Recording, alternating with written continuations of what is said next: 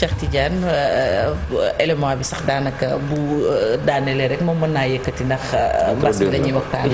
ñu koy nuyu une fois moom docteur Babacar Niang jiite kon Suma assistance ñoom ñu nekk ci wàllu médecine d'urgence nekk ci privé bi muy lu am solo ci jamono ji nga xamante ni mbas mi fi wax nañu ko wulee ñaay lool ba nit ñaa ngi commencé waat tiit docteur déjà boo ñu doon analyser situation épidémiologique bi yow mi nga xamante ne yaa ngi au cœur.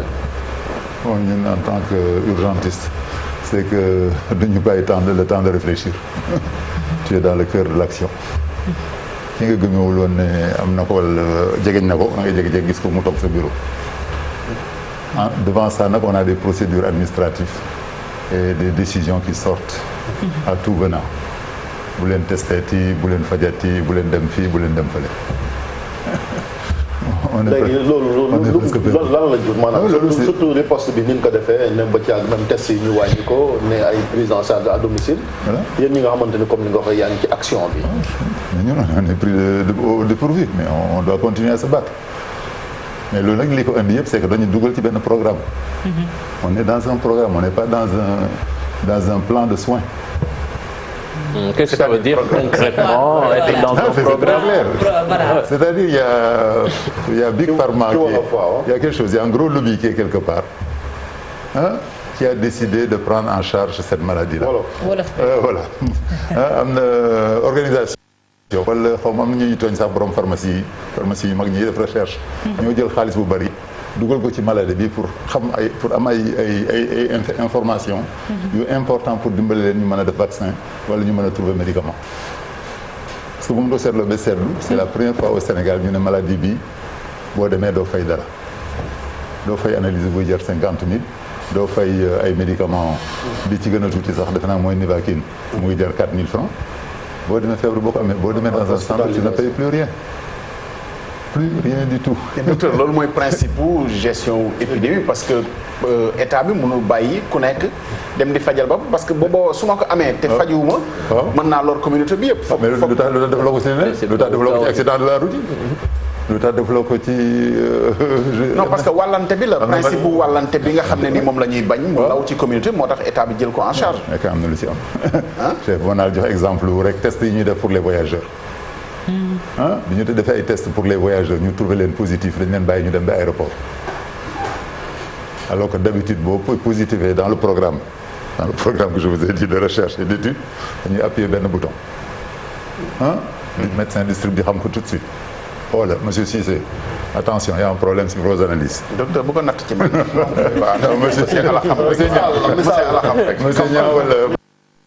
monsieur Niang vous avez un cas. SAMU national yëg ko aussi un cas ba boobu début sax gis ngeen ni mu graay woon dañu doon débarquer comme des kii nu mu tudd comme des Gestapo.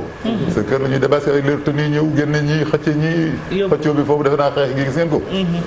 donc voyez donc loolu doo ko mën a def d'un seul coup et d'un seul coup nga ne def tuloo dara.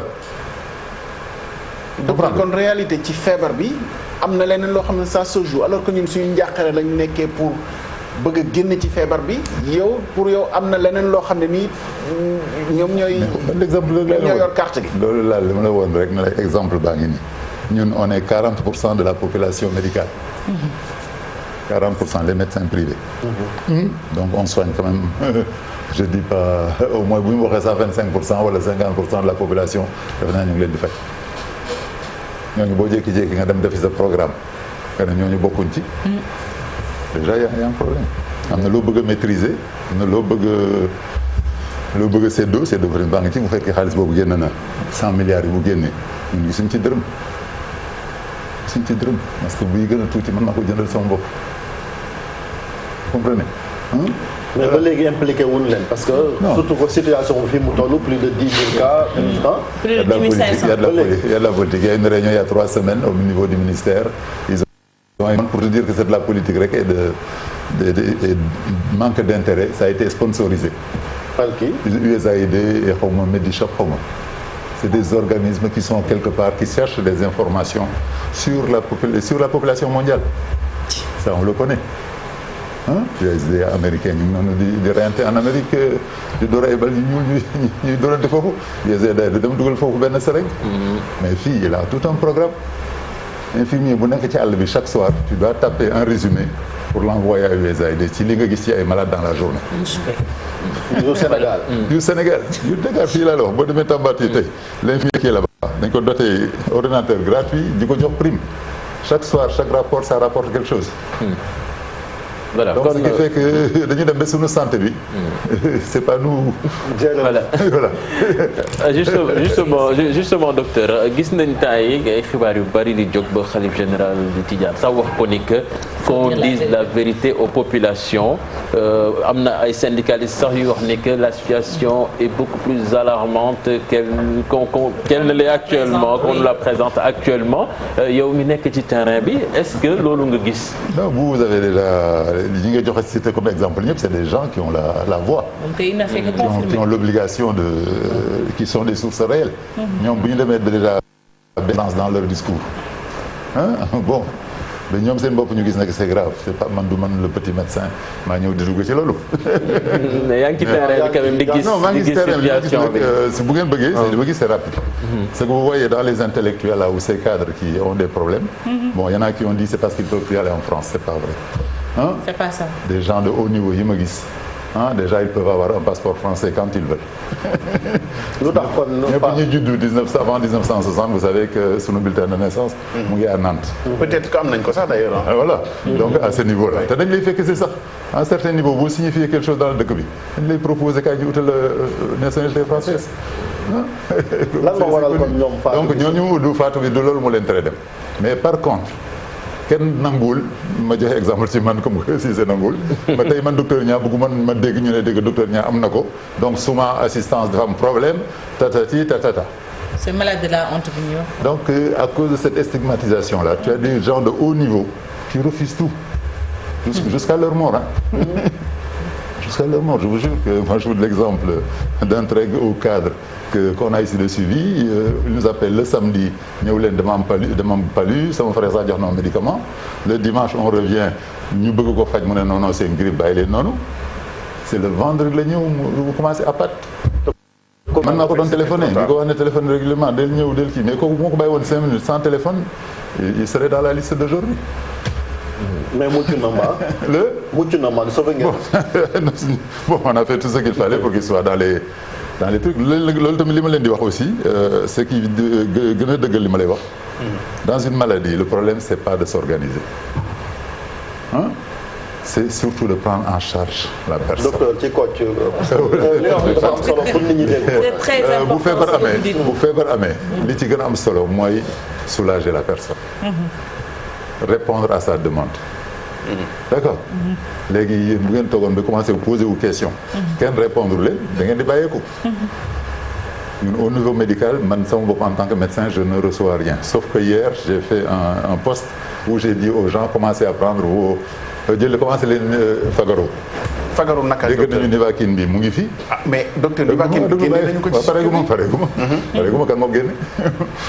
kan moo ko génne yow mën nga génne sama stylo bi docteur mën nga ma tere bind Nivaquine mënuloo ko te man Nivaquine am na lu ma ci gis j'ai quand même travaillé là-dessus depuis des années même bu fajulee palu c'est un anti-inflammatoire la preuve on continue à l'utiliser dans le rhumatisme et dans cette maladie là le plus grand danger mooy inflammation bi am ci sa dënn sa cëru noyyi bi yéeg ñi di wàññeeku day dem ba ñu carton lu mel ni carton dëgër loolu noonu mooy inflammation boobu bu ci Nivaquine bi amee point lu mu def du la ko tere jël du la yàqal dara comprendre deuxièmement Nivaquine ñëpp xam nañu ne day stimuler ce moyen de défense à force ñuy faj gis nañu ñeneen ñu amoon yeneen maladie infectieuse ay urinaire wala kii mais bi ñëwee en Afrique di jël ay traitement de préventif de palu dañu gis seen maladie boobu sax dafa dañ gis naa kenn ku pendant 10 ans mu jël antibiotique pour une infection de prostate.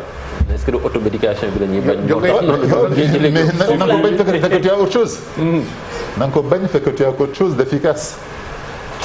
boo amee quelque chose d'efficace tey nga ne ma tey xaw ma le stylo là boo ko jëlee da ngay wér. d'accord dootuma jël dara yow même boo ñëwee sax ma jox la leneen boo ñëwoon sama bureau ma jox la leneen da ngay bañ. mais léegi dañu toog lu ci jaaxle boo xam ne ñu ngi ut ku leen di proposer dara. mais kan ngay recommander pour mu jël ko est-ce que préventif la wala boog ci ñi nga xam ne nii feebar bi dal na leen ba pare. bu ma la joxee scénario maladie bi li nga comprendre. maladie bi c'est sournois doo ko yëg. léegi on était arrivé à 25% de positivité ça veut dire sur nous 5 là bu ñu jëloon 4 rek c'est 4 pour 4 un quart. ça veut dire kenn am na kenn si ñun ku koy xaw ma lan sumba ku koy pare toog la nu mu tudd bu ñu taal cin la am na kenn koo xam ne mu ngi koy am na ku koy sooxaale voilà ku koy sooxaale d'accord kooku bu demee benn sama bopp demee métti damay saqat dama am palu bi dama am grippe te mu ñuuroo feebar boobu boo ne ko toogal sa kër bul def dara léegi sax dañ ci dolli sa amuloo droit def analyse tant que commencé wu loo dee. wala nga fayali sa bopp. wala nga fayali sa bopp analyse bi. nga fayali sa bopp test mënoo fay sax mënoo fay moo tax ma ne leen c'est un programme d'étude voyage. c'est clôturé. léegi boo bëggee fayal sa bopp il faut nga dem andi bill de réservation d'avion. ak sa visa ak sa passeport. non c'est plus grave que ça. est-ce que fi situation gis nañu sax kenn ku jëlee ay analyse am dem changer turam. mais dañ ko xàmmee c'est mooy li ma leen di wax depuis le début. sunu ADN xam ngeen ADN. ADN xam nga nu mu tudd ci wala wala.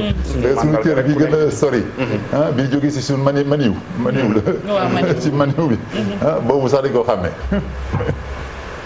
donc kooku c'était un jeune qui dit tiens ñi naan ma positif mais dama bëgg a vérifier peut-être dañuy juum dem joxe beneen tour ñu yóbbu mais 2 jours après ñu ne mais attention kii gisoon nañ ko fi. jaar na te nekkul ci turam nekkul ci santam. te gisuñu ko yoruñu photom kooku pour ñu mën a xàmmee kooku ça veut dire que am na quelque chose de profond soit sur le microbe soit sur la personne même qui a été identifiée aujourd'hui foo taxu ñu xàmmee la. léegi docteur solution mooy lan comme structure de santé yi déborde nañ réanimation presque lii amatul cas yaa ngi yokk léegi naka pexe. léegi pexe bi mooy faire tout pour que les gens n'aillent pas en réanimation. comment ça. c'est ça veut dire nag c'est tester les gens très tôt. très tôt. mais loolu c'est compliqué surtout comme cas bi nga fi nettali léegi rek. waaw ñi nga xamee ne stigmatisation day tax ñu làqu. voilà mais ñooñu moo tax ma ne il faut qu'ils se lèvent très tôt mais il faut qu'on crée une ambiance boo xam ne wute na li ma leen waxoon. li ma leen waxoon avec le comment ça s'appelle le truc qu'on faisait aux Juifs là ñëw sa kër marqué ko def ci croix. c'est ce qui s'est passé. bon ñu ngi koy fàtte sax heureusement stigmatisation. léegi dem nañu ba ñu saaga leen ci ba dóor leen ci ba menacé leen ci ñuy soog a dellu ginnaaw. bon léegi kooku bu ñu ko bàyyee nit ñi bu ñu xamantee dañuy waxtaan. mais man bu ma nekkee sama médecin ma nekk seen médecin ñu toog moment ñu ne leen amatu leen droit ñëw ci man. bu fekkee feebaru saxat bi mu leen am mais kii ngeen di seeti docteur Fati bu leen recevoir te xamu leen ko am na loo xam ne duñ ko ñeme wax. dañuy bañ ñu dem ci privé bi nga bëgg a wax. non dañuy jékki-jékki na ñu nekkuñu dans le réseau amuñu woon droit def test boo ñëwee feebar amuloo droit def test. est-ce que am ngeen moyen pour def test au niveau de Soumaré. C'est interdit, je ne peux pas parler. secret médical. Non, c'est même pas le secret médical. Ils ont fait un protocole où ils disent que ça et ça. loolu du secret médical ñu ne laboratoire def ay test loolu. laboratoire waaw. non dama ne bu dee am ngeen laboratoire. mais bu fekkee annoncé nañu kenn moo war a def test keneen warul def test. waaw fii moom IRESSET ak Pasteur la autorisé ñu def. waaw mais bu dee am ngeen jumtukaay il est important. nga wax ko su ko defee ñu dugal leen ci bu dee mën ngeen cee jàpp. ñun daal bi ñu demee ba gis non ñu on n'est pas là pour critiquer moo tax ma ne souvent gars yi dañu may dégg may wax ñu ne dañu critique mais on critique pas ñu mën a centre d'isolement. am nañu benn centre d'isolement am na une partie de la clinique où tu peux rentrer et sortir sans déranger les autres sans les faire peur. Je félicite d'ailleurs un de nos médecins qui a eu un enfant cette semaine là-bas.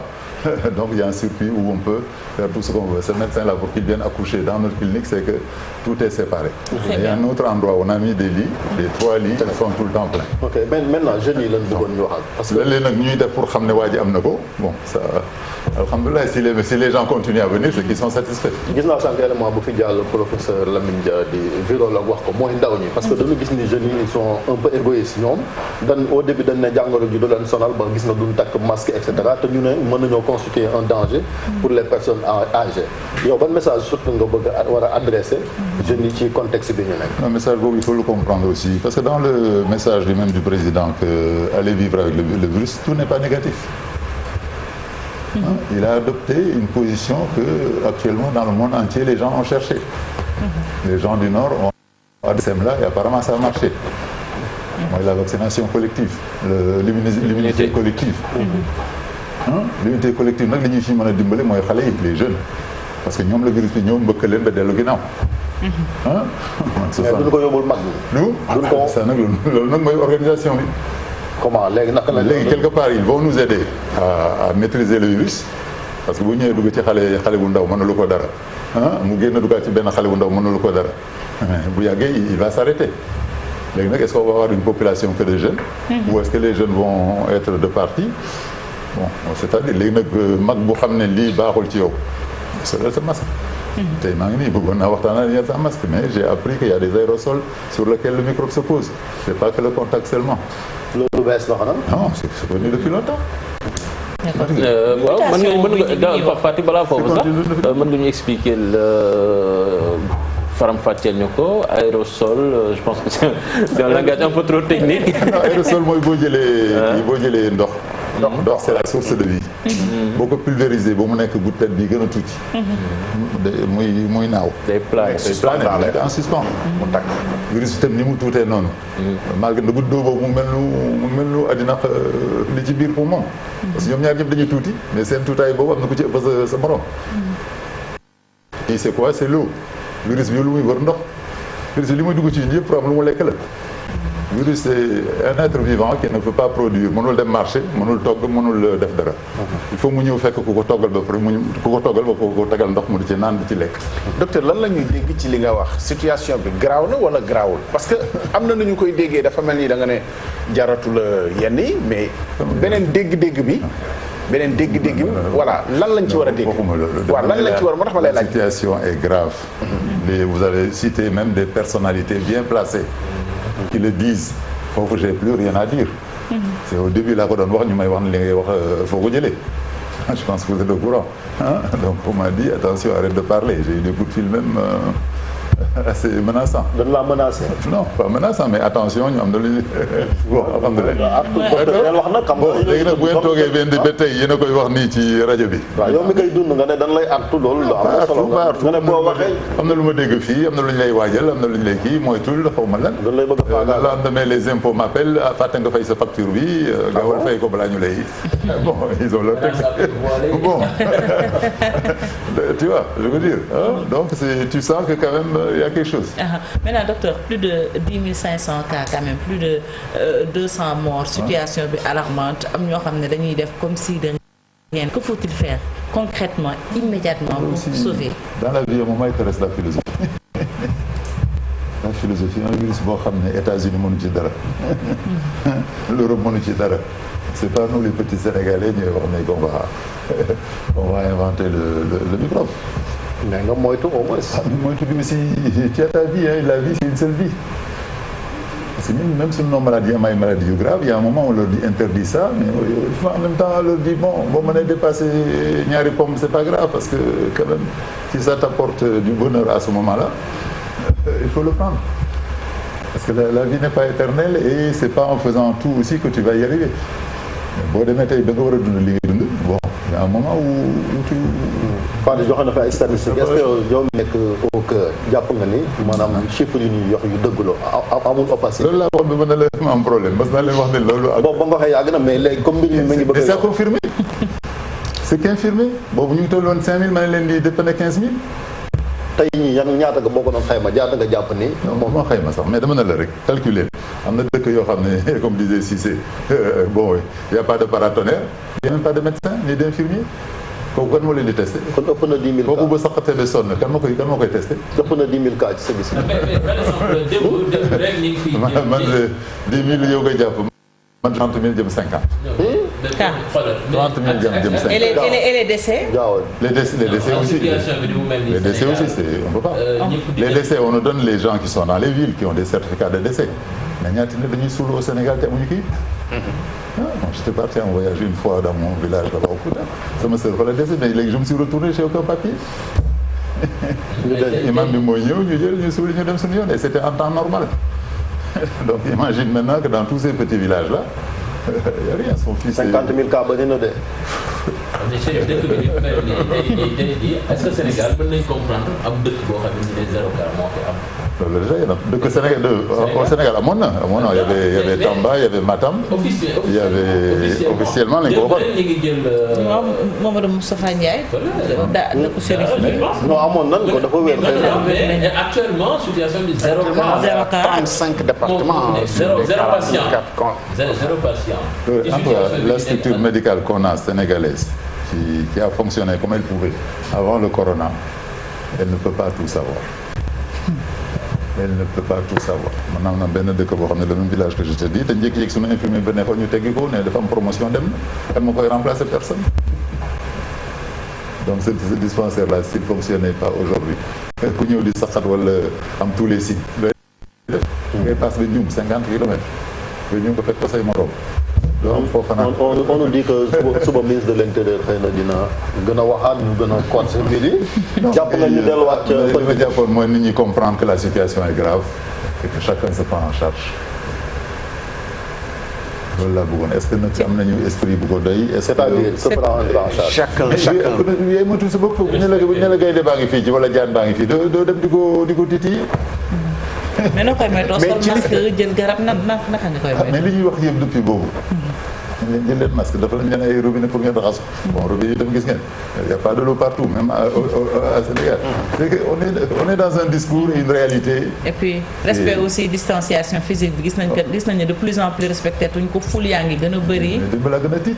il y a un grand professeur bu gaañu ñu ko suuli. ñu ngi koy wax léegi loolu ñu ngi koy wax léegi. loolu sama xool naa photo yi te kooku amul lu ma deful ak moom mais je suis resté chez moi.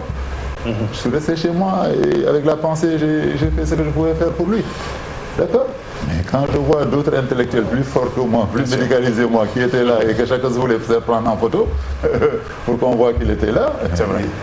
Bon, on se dit. mooy cérémonie religieuse yooyu quoi est-ce que. déedéet bii dafa di ko. waaw moom laa wax ni waaw professeur Pierre Ndiaye lay wax. Parce que les médecins étaient là. Les médecins là. Dans le net, vous les verrez, ils sont tous là. Il y a eu, bon, on continue à dire qu'on aime quelqu'un parce qu'on va à son enterrement.